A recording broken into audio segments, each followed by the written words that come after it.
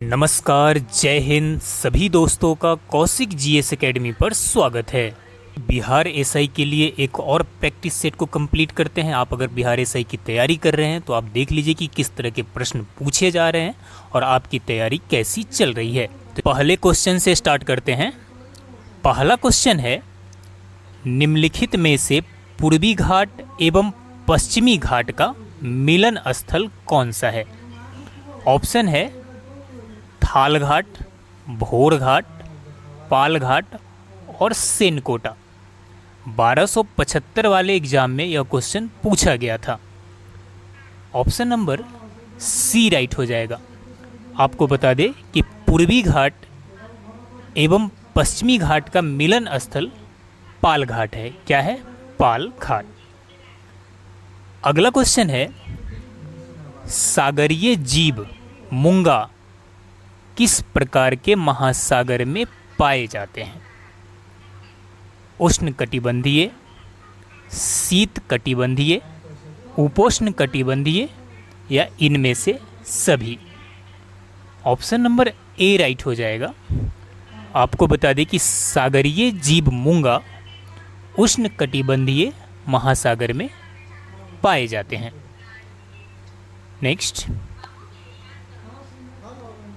अगला क्वेश्चन है, निम्नलिखित में से कौन सा कृत्रिम झील नहीं है? ऑप्शन देख लीजिए। ऑप्शन है उकाई झील, गोविंद बल्लभ पंत सागर, निजाम सागर झील और लोनार झील। ऑप्शन नंबर डी राइट हो जाएगा। आपको बता दें कि लोनार झील कृत्रिम झील नहीं है।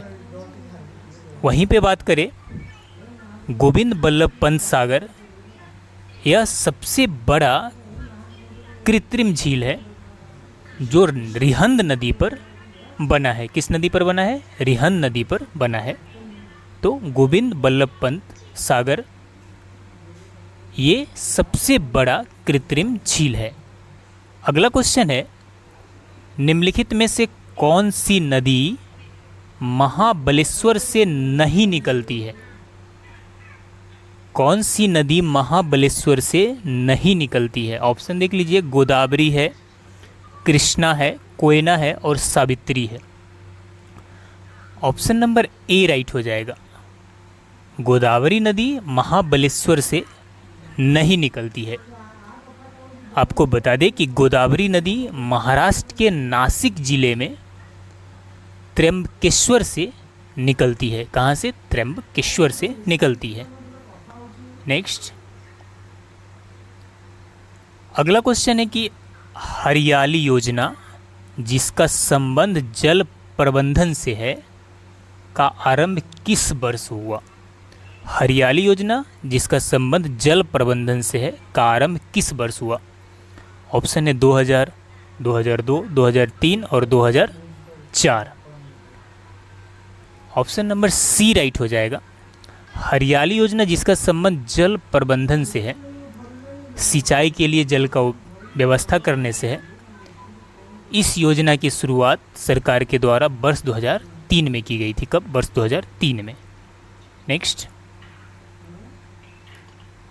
अगला क्वेश्चन है कि निम्नलिखित में से किस परियोजना से हिमाचल प्रदेश लाभान्वित नहीं होता है? निम्नलिखित में से किस परियोजना से हिमाचल प्रदेश लाभान्वित नहीं होता है? पोंग बांध परियोजना, सुइल नदी परियोजना, किसाऊ परियोजना या रामगंगा परियोजना? ऑप्शन नंबर डी राइट हो जाएगा। क्या हो जाएगा? डी, रामगंगा परियोजना से आपको बता दे कि हिमाचल प्रदेश लाभान्वित नहीं होता है। रामगंगा परियोजना से उत्तराखंड लाभान्वित होता है। कहाँ पे? उत्तराखंड। अगला क्वेश्चन है, भारत का स्वर्णिम तंतु कहा जाता है? भारत का स्वर्णिम तंतु किसे कहा जाता है? ऑप्शन है कपास, जूट, नायलॉन या इनमें से सभी? आपको बता दें कि golden fibre of India jute को कहा जाता है। किसे कहा जाता है? जूट को गोल्डन फाइबर ऑफ इंडिया कहा जाता है। वहीं पे बात करें कि सफ़ेद सोना कपास को कहा जाता है। किसे कहा जाता है? सफ़ेद सोना कपास को कहा जाता है। तो यहाँ पे सफ़ेद सोना नहीं पूछ रहा है, पूछ रहा है कि भारत का स्वर्णिम तंतु यानी कि गोल्डन फाइबर ऑफ इंडिया किसे कहा जाता है? तो ऑप्शन नंबर आपका बी राइट हो जाएगा। Golden fibre of India jute को कहा जाता है। और आपको बता दें कि पश्चिम बंगाल में जूट की जो सर्वाधिक उपज होती है, कहाँ पे? पश्चिम बंगाल में सबसे ज़्यादा जूट उत्पादन होता है। अगला क्वेश्चन है कि भदवारी किस पशु का नस्ल है? भदावरी किस पशु का नस्ल है? ऑप्शन है भैंस, गाय, भेड़ और बकरी। ऑप्शन नंबर ए राइट हो जाएगा। जो भदावरी है वो भैंस का नस्ल है। किसका? भैंस का नस्ल है। अगला क्वेश्चन है कि केरल किस खनिज के लिए प्रसिद्ध है? केरल किस खनिज के लिए प्रसिद्ध है? ऑप्शन है मोनाजाइट, थोरियम, मैग्नीज और ए और बी दोनों। ऑप्शन नंबर डी राइट हो जाएगा। आपको बता दें कि थोरियम, मोनोजाइट और केरल जो है मोनोजाइट और थोरियम दोनों के लिए प्रसिद्ध है।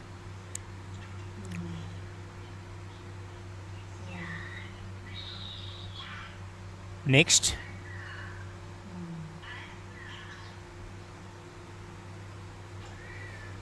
अगला क्वेश्चन है निम्नलिखित ऊर्जा स्रोतों को उसके क्षमता के अनुसार सही अवरोही क्रम में व्यवस्थित कीजिए। जो ऊर्जा का स्रोत है, किससे सर्वाधिक ऊर्जा प्राप्त होता है, किससे कम ऊर्जा प्राप्त होता है, इसे अवरोही क्रम में क्या करना है? व्यवस्थित करना है। तो यहाँ पे देख लीजिए कि आपको बता दें कि सबसे ज़्यादा जो ऊर्जा प्राप्त होता है वो कोयला से होता है। किससे होता है? कोयला से। सेकेंड स्थान पर जो आपका होगा, उसके बाद दूसरा स्थान पर है नवीकरणीय ऊर्जा। कौन है? नवीकरणीय ऊर्जा। तीसरे स्थान पर आपका हो जाएगा जल विद्युत ऊर्जा। उसके बाद आपका नंबर आ जाएगा प्राकृतिक गैस। और सबसे लास्ट में क्या आ जाएगा आपका? तेल। तो आंसर आपका क्या हो जाएगा यहाँ पे? जो सबसे ऊर्जा स्रोत जिसकी क्षमता सबसे अधिक होती है, अधिक से कम के तरफ आपको जाना है, अवरोही क्रम में जाना है। तो ऑप्शन नंबर आपका बी राइट हो जाएगा। आपको बता दें कि सबसे ज़्यादा ऊर्जा हमें कोयला से प्राप्त होता है, लगभग 53.60%। कितना? 53.60% हमें किससे प्राप्त होता है? कोयला से ऊर्जा प्राप्त होता है। अगला क्वेश्चन है कि बिहार स्थित डालमिया नगर प्रसिद्ध है। यह क्वेश्चन 1275 वाला में पूछा भी गया था, आप देख लीजिएगा क्वेश्चन उठा के। बिहार स्थित डालमिया नगर किसके लिए प्रसिद्ध है? ऑप्शन नंबर ए राइट हो जाएगा। डालमिया नगर इंडिया में काफ़ी फेमस रहा है। किसके लिए? सीमेंट के लिए। किसके उत्पादन के लिए? सीमेंट उत्पादन के लिए। नेक्स्ट, अगला क्वेश्चन है निम्नलिखित में से किस जगह अनुसूचित जाति यानी एससी का निवास नहीं है? आप यहाँ पे समझ लीजिए कि अरुणाचल प्रदेश, लक्षद्वीप, नागालैंड, इन सभी जगहों पर जो शेड्यूल कास्ट है वो निवास नहीं करते हैं। तो ऑप्शन नंबर आपका क्या हो जाएगा? डी राइट हो जाएगा। देश में कुल जनसंख्या का लगभग या कन्फर्म ही समझिए कि 16.6% एससी निवास करती है। कितना? 60.6%। नेक्स्ट, अगला क्वेश्चन है कि चंद्रप्रभा वन्यजीव अभयारण्य किस राज्य में है? चंद्रप्रभा वन्यजीव अभयारण्य किस राज्य में है? ऑप्शन है उत्तराखंड, मध्य प्रदेश, उत्तर प्रदेश या Karnataka. Option number C right हो जाएगा। चंद्रप्रभा वन्यजीव अभयारण्य उत्तर प्रदेश राज्य में स्थित है। अगला क्वेश्चन है गिब्सन मरुस्थल कहाँ स्थित है? गिब्सन मरुस्थल कहाँ स्थित है? ऑप्शन नंबर ए राइट हो जाएगा। गिब्सन मरुस्थल ऑस्ट्रेलिया में स्थित है। कहाँ पे? साथ में ऑस्ट्रेलिया में कई और जो इम्पोर्टेंट मरुस्थल है जैसे विक्टोरिया, ग्रेट सैंडी, ये दोनों मरुस्थल भी कहाँ पे? ऑस्ट्रेलिया में स्थित है। कौन सा? विक्टोरिया और ग्रेट सैंडी, इसे याद रखिएगा।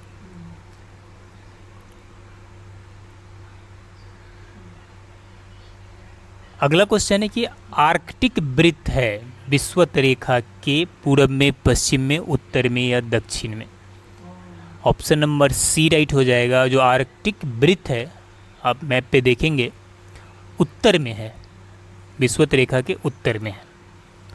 अगला क्वेश्चन कि प्रसिद्ध ऐतिहासिक ग्रंथ गॉड वहो के रचयिता कौन है? प्रसिद्ध ऐतिहासिक ग्रंथ गॉड वहो के रचयिता कौन है? ऑप्शन नंबर आपका बी राइट हो जाएगा, वाक्पति। गॉड वहो के रचयिता कौन है? वाक्पति है। कौन है? वाक्पति। नेक्स्ट,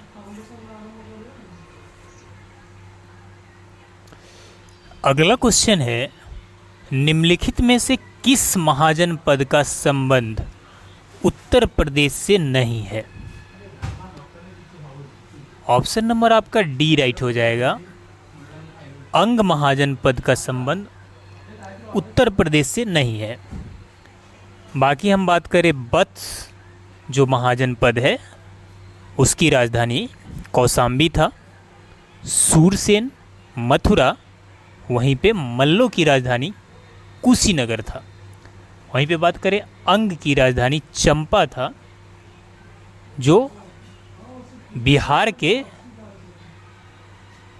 समस्तीपुर वाले क्षेत्र में स्थित था। तो ये अंग क्या हो जाएगा? उत्तर प्रदेश में नहीं होगा।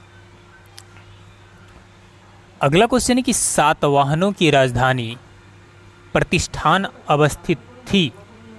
जो सातवाहन थे उनकी राजधानी प्रतिष्ठान कहाँ पर अवस्थित थी? गोदावरी नदी के किनारे, तुंगभद्रा नदी के किनारे, कृष्णा नदी के किनारे या कावेरी नदी के किनारे? ऑप्शन नंबर ए राइट हो जाएगा, गोदावरी नदी के किनारे। कहाँ? गोदावरी नदी के किनारे। नेक्स्ट है कि यवनिका से तात्पर्य क्या है? यवनिका से तात्पर्य क्या है? तो यवनिका एक नाट्य पर्दा है। क्या है? नाट्य पर्दा।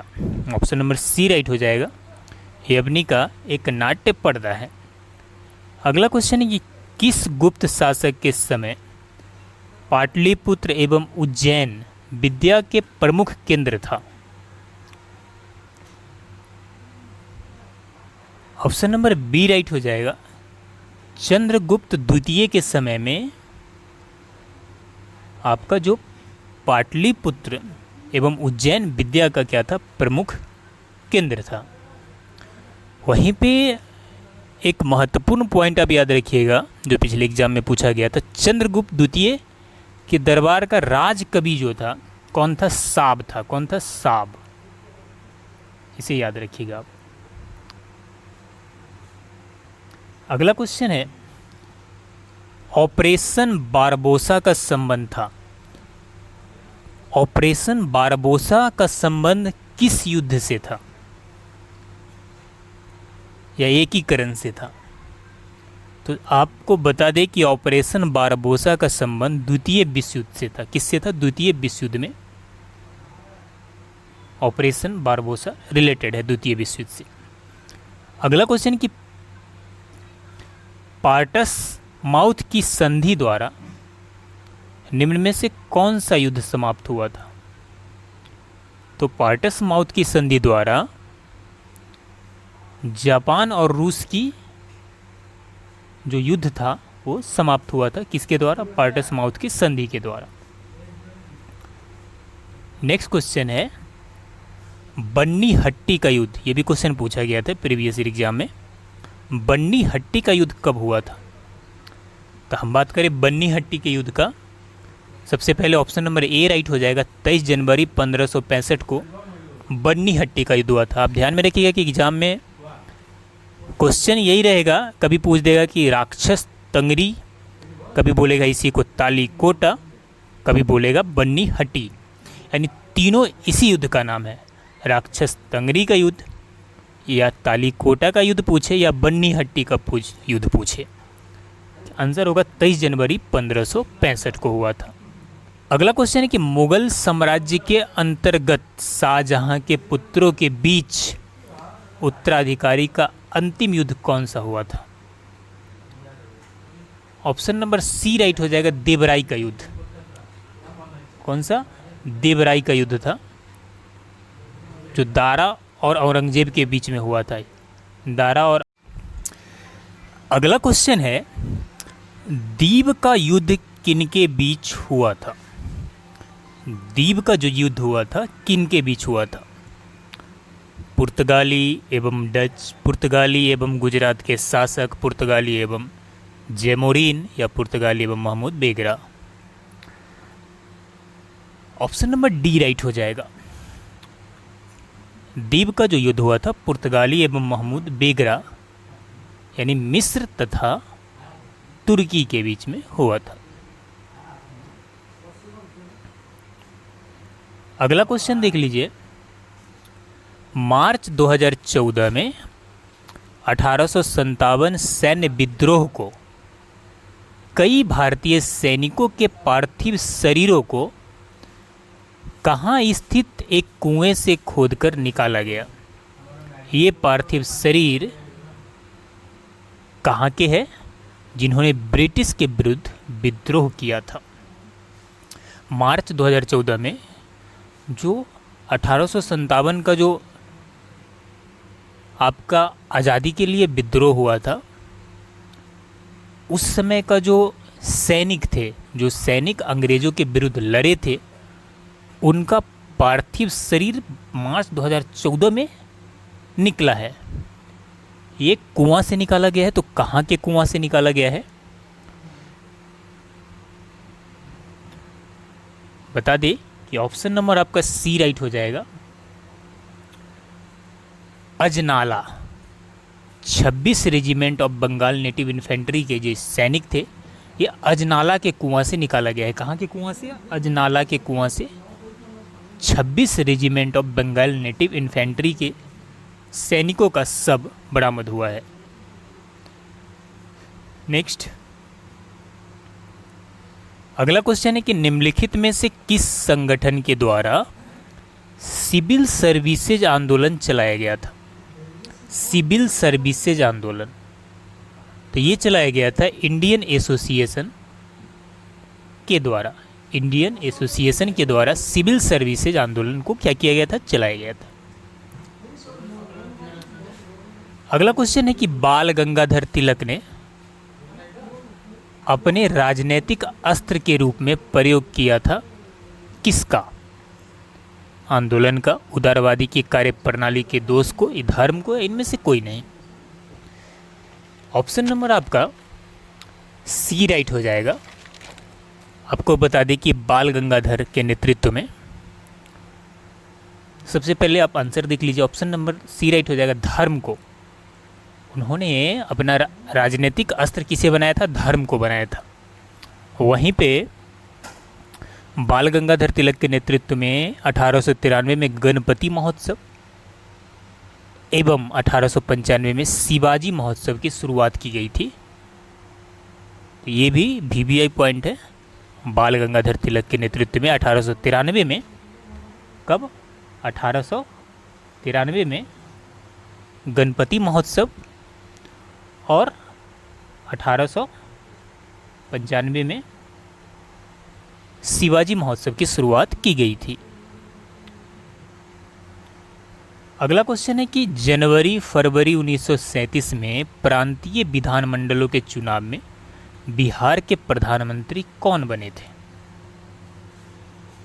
तो वर्ष 1937 में जो प्रांतीय विधानमंडल का चुनाव हुआ था बिहार में, उस समय बिहार के जो प्रथम प्रधानमंत्री थे वो मोहम्मद यूनिस बने थे। कौन बने थे? मोहम्मद यूनिस।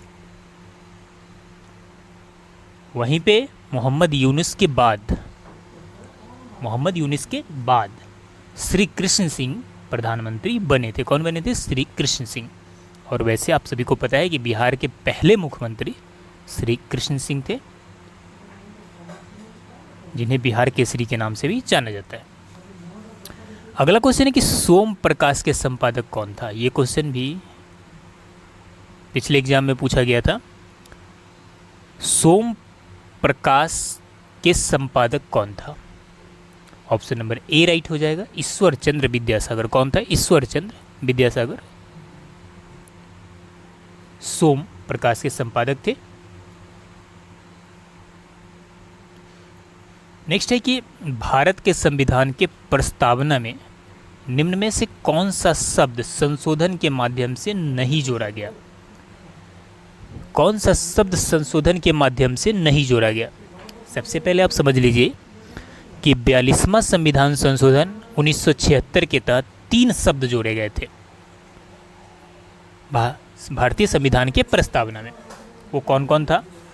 तो वो था समाजवादी, क्या था? समाजवादी, पंथ निरपेक्ष और अखंडता। ये 3 शब्द जोड़े गए थे 42वें संविधान संशोधन 1976 को। वहीं पे हम बात करें एकता, तो एकता भारतीय संविधान के प्रस्तावना में पहले से था, तो एकता शब्द संशोधन के माध्यम से नहीं जोड़ा गया था। अगला क्वेश्चन है, भारत के राज चिन्ह अशोक स्तंभ में निम्न में से किस पशु का अंकन नहीं हुआ है? भारत के राज चिन्ह अशोक स्तंभ में निम्न में से किस पशु का अंकन नहीं हुआ है? तो आप देख लीजिए यहाँ पे कि गैंडा का अंकन नहीं हुआ है। जब भारत के राज चिन्ह अशोक स्तंभ को देखेंगे, उसमें आपको सांड, सिंह, घोड़ा और हाथी, इन चारों का चित्र का अंकन मिलेगा, लेकिन गेंडा का अंकन आपको नहीं मिलेगा। सांड भी है, सिंह भी है, घोड़ा भी है, और एक याद रखिएगा क्या है? हाथी का भी आपको उसमें क्या मिलेगा? अंकन मिलेगा, हाथी का, है ना। अगला क्वेश्चन है, वित्त, संपत्ति, संविदाय और बाद की चर्चा है। किस अनुच्छेद से किस अनुच्छेद तक इसकी चर्चा है? तो ऑप्शन नंबर आपका बी राइट हो जाएगा। अनुच्छेद 264 से लेकर 300 के क तक वित्त, संपत्ति और संविदाओं की चर्चा है। वहीं पे बात करें कि कौन सा संविधान संशोधन अधिनियम सर्वोच्च न्यायालय और उच्च न्यायालय में जजों की नियुक्ति के लिए राष्ट्रीय न्यायिक नियुक्ति आयोग NJAC का प्रावधान करता है?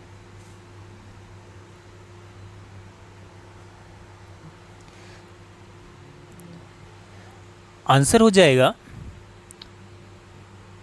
ऑप्शन नंबर आपका डी हो जाएगा, 99वां संविधान संशोधन 2014। और अगला क्वेश्चन है, अनुसूचित जाति एवं अनुसूचित जनजाति अत्याचार निवारण अधिनियम 1989 के उद्देश्यों को क्रियान्वित करने के लिए नियम बनाने की शक्तियां किसके पास है? जो अनुसूचित जाति है और अनुसूचित जनजाति है, इनके अत्याचार निवारण अधिनियम 1989 के उद्देश्यों को क्रियान्वित करने के लिए, नियम बनाने के लिए शक्तियाँ किसे प्राप्त है? जो SC ST से रिलेटेड है, वो शक्तियाँ किसे प्राप्त है? तो ये शक्तियाँ केंद्र सरकार को प्राप्त है। किसे प्राप्त है? केंद्र सरकार को। नेक्स्ट, अगला क्वेश्चन है कि ग्राम सभा द्वारा अधिसूचित गांवों का समूह है जिसके अंतर्गत वे सभी सदस्य आ जाते हैं जो वहां के मतदाता सूची में शामिल है।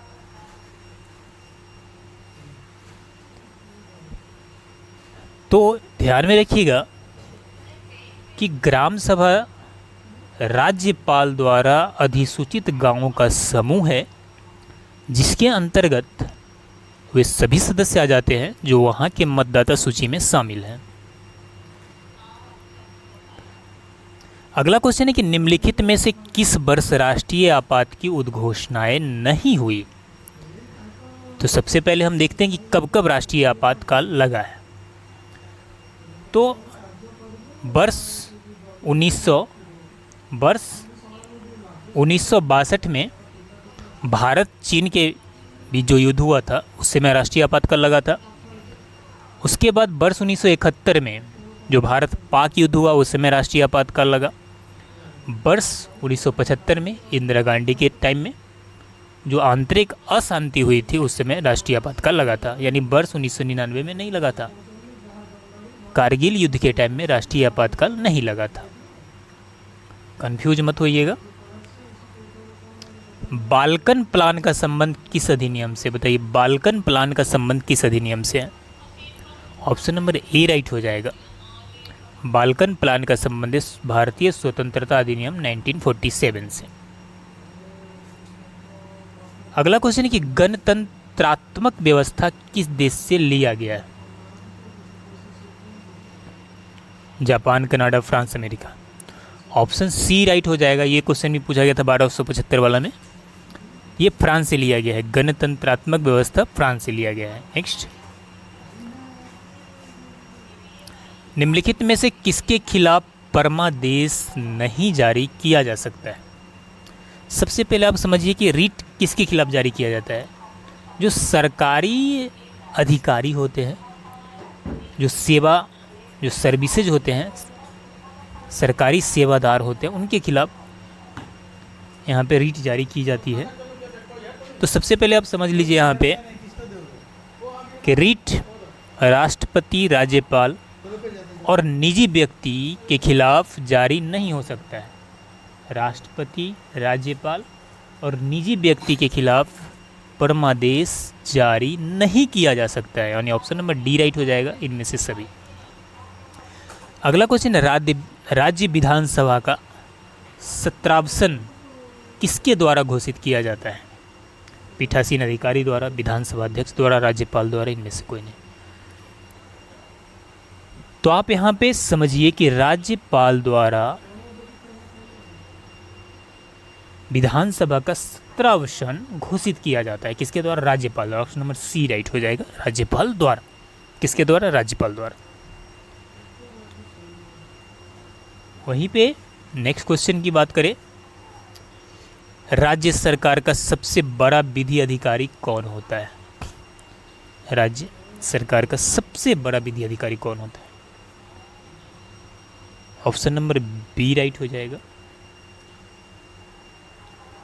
राज्य सरकार का सबसे बड़ा विधि अधिकारी होता है महाधिवक्ता। कौन होता है? महाधिवक्ता। वहीं पे केंद्र सरकार का सबसे बड़ा विधि अधिकारी होता है महान्यायवादी। ये ध्यान में रखिएगा। तो यहाँ पे महाधिवक्ता हो जाएगा आपका आंसर। तो आपको बता दें कि अनुच्छेद 165 द्वारा राज्य के महाधिवक्ता की व्यवस्था की गई है। राज्य के महाधिवक्ता की व्यवस्था की गई है। वहीं पे अनुच्छेद 76 के द्वारा केंद्र के जो है महान न्यायवादी की व्यवस्था की गई। क्या? केंद्र के महान न्यायवादी की व्यवस्था की गई है। दोनों अनुच्छेद इंपॉर्टेंट है, ध्यान में रखिएगा। नेक्स्ट है, भारतीय संसद द्वारा राष्ट्रपति उत्तराधिकारी अधिनियम कब पारित किया गया। भारतीय संसद द्वारा राष्ट्रपति उत्तराधिकारी अधिनियम कब पारित किया गया? 1969, 1972, 1968, 1970। ऑप्शन नंबर ए राइट हो जाएगा। भारतीय संसद द्वारा राष्ट्रपति उत्तराधिकारी अधिनियम 1969 में पारित किया गया था। चलिए अगला क्वेश्चन देखते हैं। निम्नलिखित में से कौन सा मौलिक कर्तव्य संविधान संशोधन के माध्यम से जोड़ा गया है। यहाँ पे मौलिक कर्तव्य की बातें हो रही। सबसे पहले हम जब संविधान हमारा बनकर तैयार हुआ, उसमें मौलिक कर्तव्यों की चर्चा नहीं था। तो सबसे पहले हम बात करते हैं कि 42वां संविधान संशोधन, कैमा 42वां संविधान संशोधन 1976, कब? 1976। 42वां संविधान संशोधन 1976 को मौलिक कर्तव्य को संविधान में जोड़ा गया।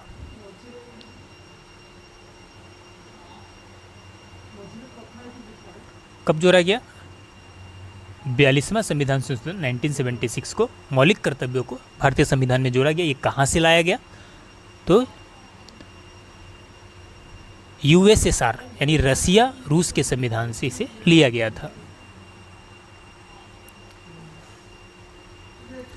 नेक्स्ट है, सर्वोच्च न्यायालय में मूलतः कितने न्यायाधीश का प्रावधान था? कितने न्यायाधीश का प्रावधान था?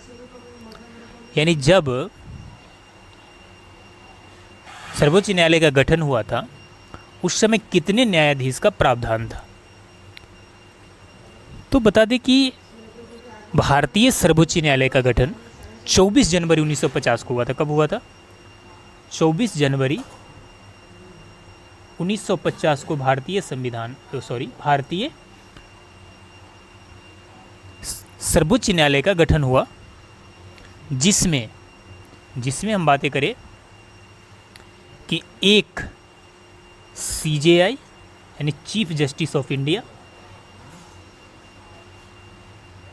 और 7 अन्य न्यायाधीश, यानी टोटल 8 न्यायाधीश की प्रावधान किया गया था। एक चीफ जस्टिस, बाकी जस्टिस।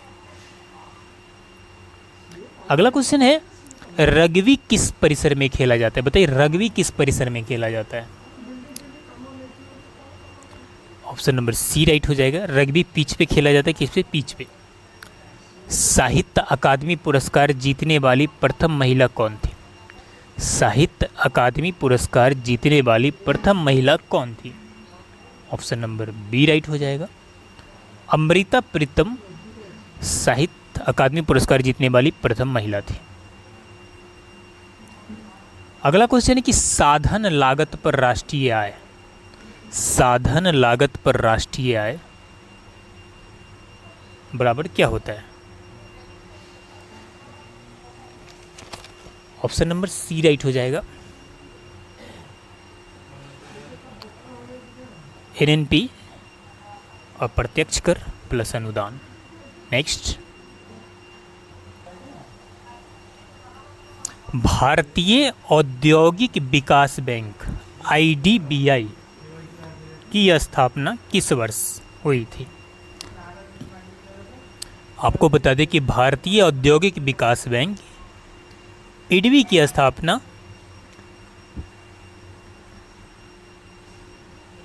वर्ष 1992 में हुआ था। ये जो इडवी है ये शेयर बाजार का प्रमुख प्रवर्तक है, यानी शेयर बाजार से रिलेटेड है।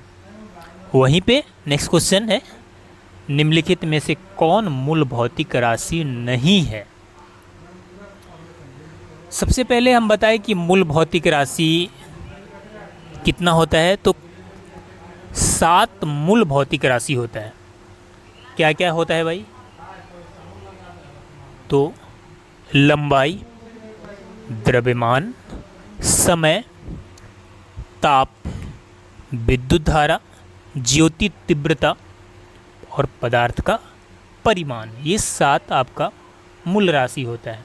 फिर से सुनिए, लंबाई, द्रव्यमान, समय, ताप, विद्युत धारा और ज्योति तीव्रता और पदार्थ का परिमाण। बताइए इसमें क्या नहीं है? तो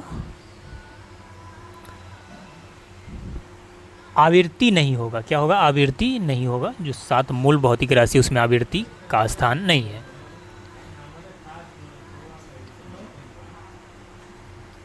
नेक्स्ट है कि विस्थापन के संबंध में कौन सा विकल्प सही नहीं है? विस्थापन के संबंध में कौन सा विकल्प सही नहीं है?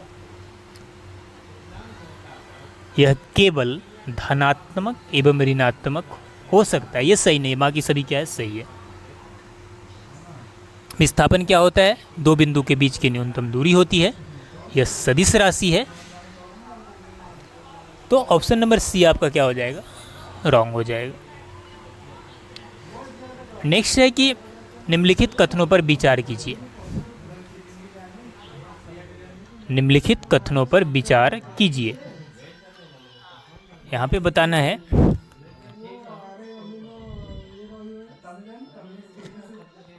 कि कौन कौन सा यहाँ पे सही है। तो वायुमंडल का दाब 10 के पावर 5 न्यूटन प्रति मीटर स्क्वायर होता है, ये सही है। बैरोमीटर का पाठ्यांक जब धीरे धीरे ऊपर चढ़ता है तो दिन साफ रहने की संभावना होती है। क्या होती है, दिन साफ रहने की संभावना होती है।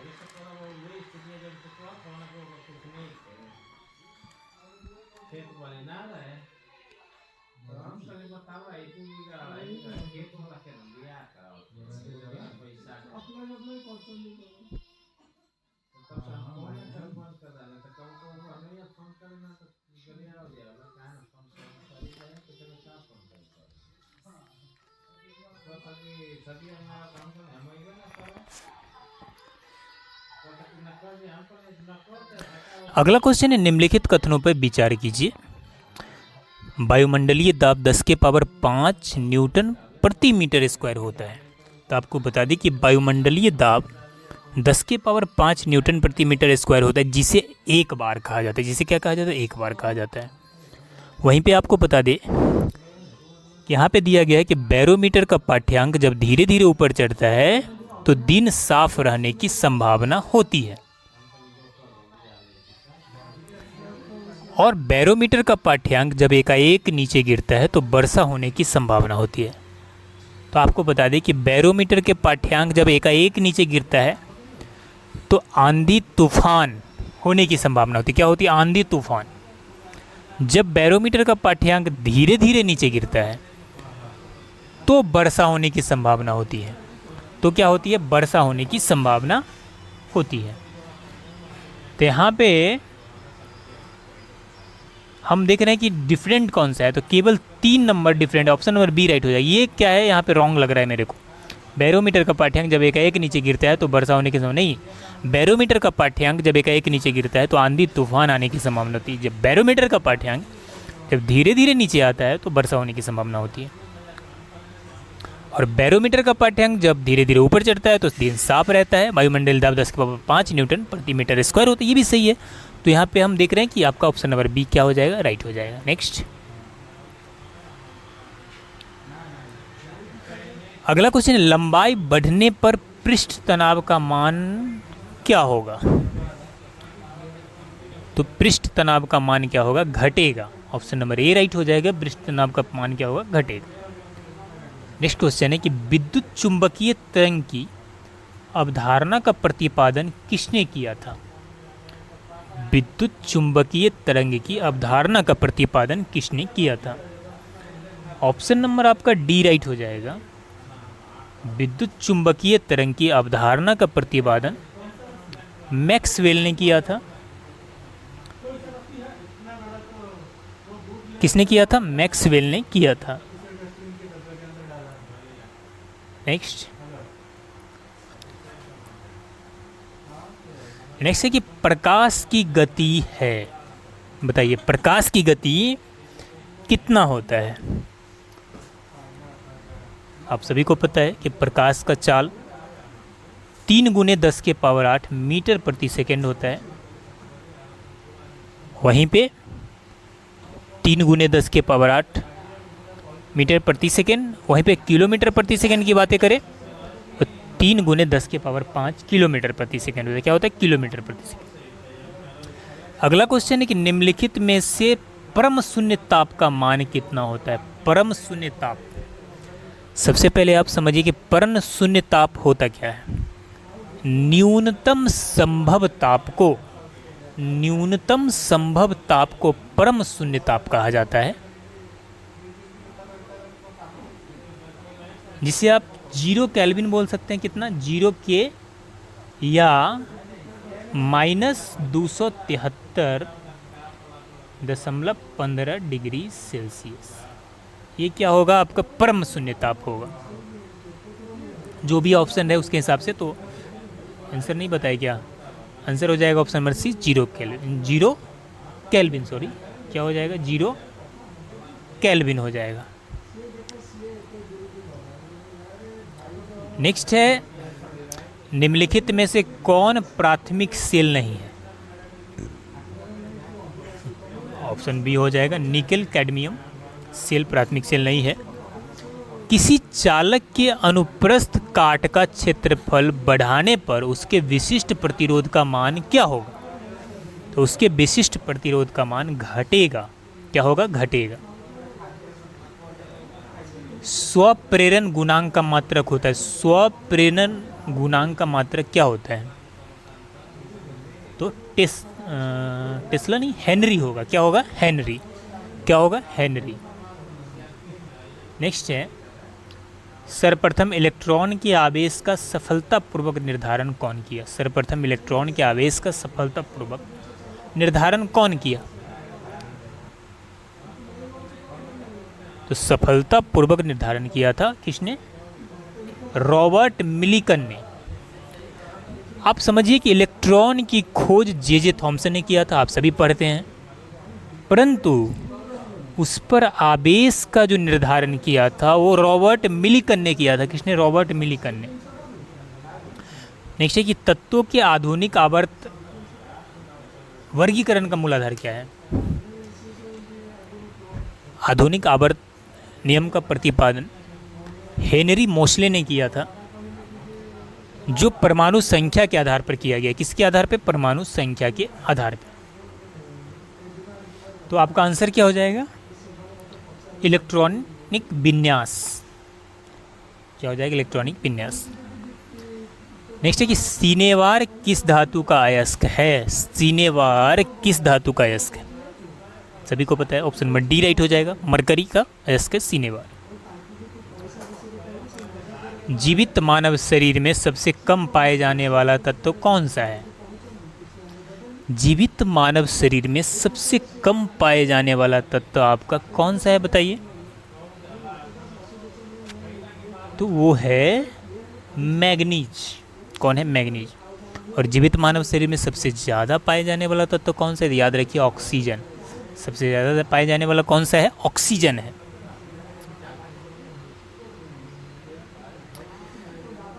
ग्रेफाइट की संरचना कैसी होती है? ग्रेफाइट की संरचना कैसी होती है? तो ग्रेफाइट की संरचना षटकोणीय होती है। ऑप्शन नंबर ए राइट हो जाएगा, षटकोणीय। वहीं पे हीरा की संरचना की बात करें तो समचतुष्फलकीय होता है। याद रखिए, क्वेश्चन पूछा जा सकता है आगे। ग्रेफाइट की संरचना षटकोणीय होता है, लेकिन हीरा की संरचना समचतुष्फलकीय होता है। नाइट्रोजन निम्न में से किस धातु से अभिक्रिया करता है? नाइट्रोजन निम्न में से किस धातु से अभिक्रिया करता है? एल्युमिनियम है, मैग्नीज है, कोबाल्ट है और magnesium. Option number D right हो जाएगा। नाइट्रोजन मैग्नीशियम के साथ अभिक्रिया करता है। कांच पर लिखने के लिए किस अम्ल का प्रयोग किया जाता है? बताइए, कांच पर जो लिखते हैं हम उसके लिए किस अम्ल का प्रयोग किया जाता है? ऑप्शन बी राइट, हाइड्रोफ्लोरिक अम्ल। क्या? हाइड्रोफ्लोरिक अम्ल का उपयोग किया जाता है कांच पे लिखने के लिए। एल्कोहल का क्रियाशील समूह कौन सा है? और अल्कोहल का क्रियाशील समूह कौन सा है? ऑप्शन नंबर सी राइट हो जाएगा। ऑप्शन नंबर सी राइट हो जाएगा। ऑप्शन नंबर सी राइट हो जाएगा। बेकेलाइट निम्नलिखित के संघनन से बनता है। बेकेलाइट किसके संघनन से बनता है? ऑप्शन नंबर बी, फिनॉल एवं फॉर्मेल्डिहाइड के सहयोग से बनता है। संघनन से क्या होता है? बनता है। व्यापारिक वैसलीन किससे निकाला जाता है? व्यापारिक वैसलीन जो होता है वो किससे निकाला जाता है? पादप गोंद, कोल तार, परमोम या पेट्रोलियम? व्यापारिक वैसलीन पेट्रोलियम से निकले कच्चे पदार्थ पैराफिन वैक्स से तैयार किया जाता है। किससे? पैराफिन वैक्स से तैयार किया? ऑप्शन नंबर डी राइट हो जाएगा, पेट्रोलियम। निम्नलिखित में चिकित्सा विज्ञान की कौन सी प्रशाखा यकृत के उपचार के लिए अध्ययन से संबंधित, यकृत के उपचार के लिए संबंधित है? Heptology, option number B right हो जाएगा, हेप्टोलॉजी। दांत के एनेमल का कर्बूरन किस कारण से होता है? दांत के ऊपर में जो इनेमल होता है, जो सबसे दांत का मजबूत पार्ट है, दांत का नहीं, शरीर के सबसे मजबूत जो पदार्थ है, वो उसका कर्बूरन किस कारण से होता है? पानी में उच्च मात्रा में फ्लोराइड के कारण से होता है। किससे? पानी में उच्च मात्रा में फ्लोराइड के कारण। ल्यूकेमिया एक प्रकार का मानव रोग है जो कि क्या है? जो कि सफेद रक्त कोशिकाओं का कैंसर है। सफेद रक्त कोशिकाओं का क्या है? कैंसर है। अगला है कि निम्नलिखित में से कौन सा अंगक जंतु कोशिका में उपस्थित नहीं होता है? जंतु कोशिका में उपस्थित नहीं होता है। जंतु कोशिका में लवक उपस्थित नहीं होता है। क्या होता है? लवक उपस्थित नहीं होता है। ये पादप कोशिका में पाए जाने वाला महत्वपूर्ण अंगक है लवक। बाकी माइटोकॉन्ड्रिया जो ऊर्जागिरी यानी पावर हाउस कहा जाता है, गोल्जी का है, अंत प्रद्रव्य जालक, ये सभी होता है जंतु में। नेक्स्ट,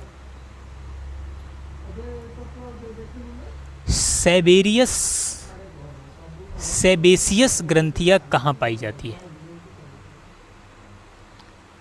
स्तनियों की त्वचा के डर्मिस में सेबेसियस ग्रंथियां पाई जाती है। नेक्स्ट, कौन सा जीव इकाइनो डर्मेटा संघ का नहीं है? इकाइनो डर्मेटा संघ का नहीं है।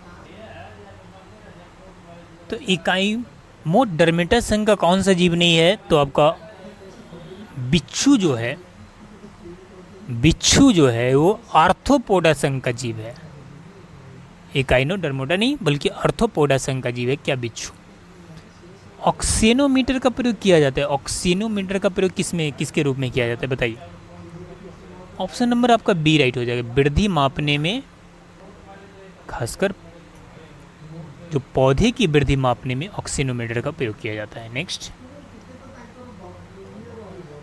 हीमोग्लोबिन है क्या है?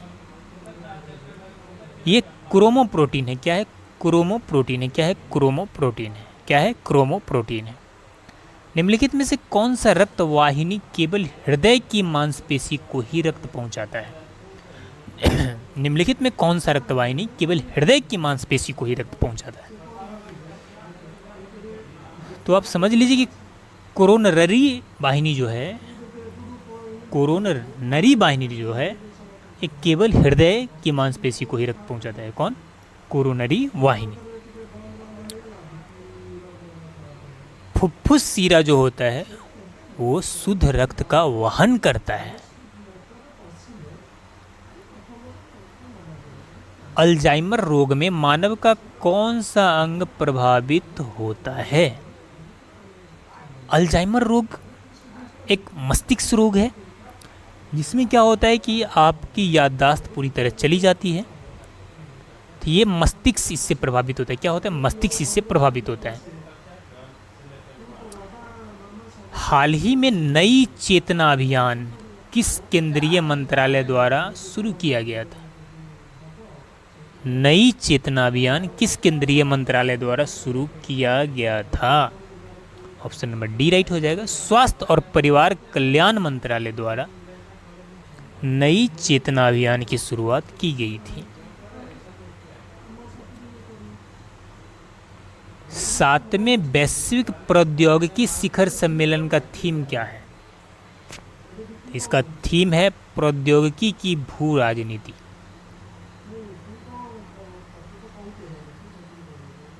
अंतर्राष्ट्रीय जलवायु क्लब किसके द्वारा शुरू किया गया है? अंतर्राष्ट्रीय जलवायु क्लब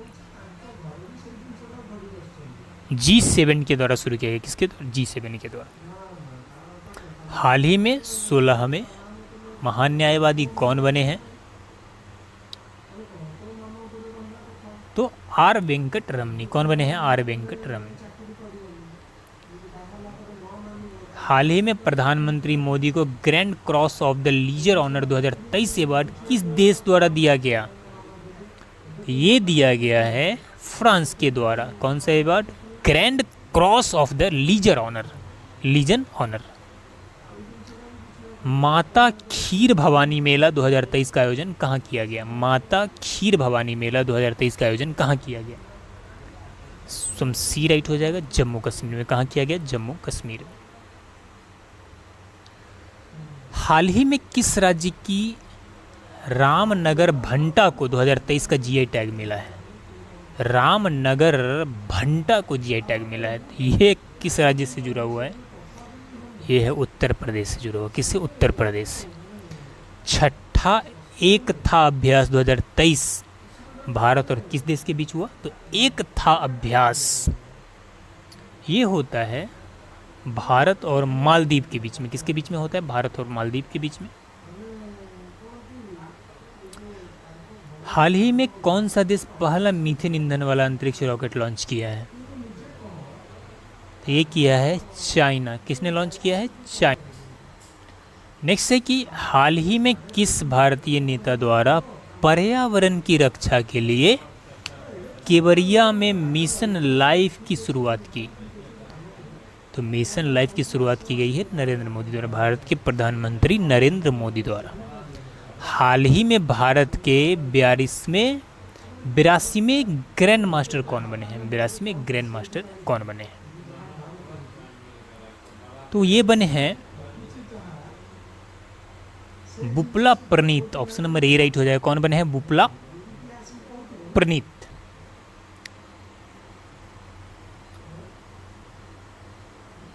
निम्नलिखित में से किस खिलाड़ी का संबंध बैडमिंटन से है? बैडमिंटन से किसका संबंध है? तो लक्ष्य सेन का संबंध बैडमिंटन से है। 68वां फिल्म फेयर पुरस्कार 2023 का सर्वश्रेष्ठ अभिनेता कौन चुना गया?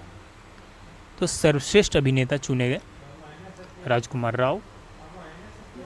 वहीं पे फ्रेंच ओपन 2023 की महिला एकल की विजेता कौन बनी? तो ये बनी थी ईगा स्वियाटेक। अगला क्वेश्चन, विश्व रक्तदाता दिवस कब मनाया जाता है? तो विश्व रक्तदाता दिवस किस तिथि को मनाया जाता है? ऑप्शन ए 14 जून को। मैथ का आपका 4-5 क्वेश्चन रहता है पीटी में। 2 छात्रों ने एक परीक्षा दी, उनमें से एक ने दूसरे से 12 अंक अधिक हासिल किए। उसके अंक उनके अंकों के योग का 56% था। दोनों द्वारा प्राप्त अंक कितने हैं? ऑप्शन नंबर आपका सी राइट हो जाएगा, 56 एंड 44, है ना। अगला जो 97 नंबर क्वेश्चन का है, यहाँ पे सिंपल इंटरेस्ट का क्वेश्चन है। इसका आंसर हो जाएगा आपका 8। रेट पूछ रहा है यहाँ पे, जब आप सॉल्व करेंगे 8 हो जाएगा। वहीं पे देखिए कि 98 नंबर क्वेश्चन का आंसर हो जाएगा आपका डी 22.5 किलोमीटर पर आवर। यहाँ पे रीजनिंग का क्वेश्चन है। बैट को 9 लिखा गया है, ग्राउंड को 36, तो बिल्डिंग को तो देख लीजिए बैट में 1 2 3 है, 3 का स्क्वायर कर दिया 9। इसमें कितने लेटर है? 2 4 6 है, 6 का स्क्वायर कर दिया 36। तो इसमें बिल्डिंग में कितने लेटर है? तो बिल्डिंग में 9 लेटर, तो 9 का जब स्क्वायर करें तो 90 81 हो जाएगा।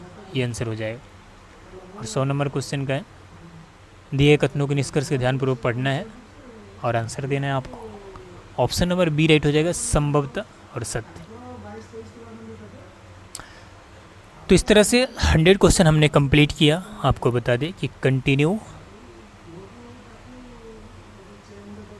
चाहे रोशन सर का प्रैक्टिस सेट हो, खान सर का प्रैक्टिस सेट हो, पटना के जो बेस्ट टीचर हैं जिनका बिहार एसआई में सबसे ज़्यादा रिजल्ट होता है, जिनकी कंटिन्यू आपके लिए हम प्रैक्टिस सेट लेकर आने वाले हैं। तो अगर आप अभी तक हमारे चैनल पर नए हैं तो हमारे चैनल को सब्सक्राइब कर लीजिए।